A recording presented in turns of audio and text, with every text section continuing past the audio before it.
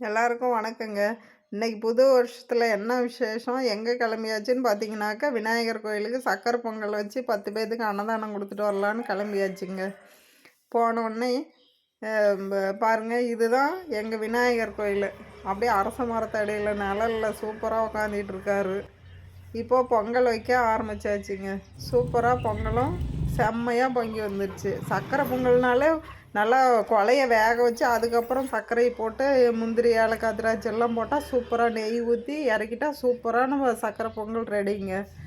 அப்புறம் சூப்பராக ரெடி ஆயிடுச்சு. இப்போது விநாயகருக்கு பூசையும் பூசாரி அண்ணா வந்து ஈஸ்வரன் கோயிலையும் ஒரு பூசை போட்டாச்சுங்க. அப்புறம் அப்படியே வந்து மாரியம்மன் கோயில் அங்கே அன்னதானம் கொடுத்துட்டு வந்துட்டு மாரியம்மன் கோயில்லையும் வந்து ஒரு பூசை செஞ்சு தந்தார். சூப்பராக விசேஷமாக இருந்தது.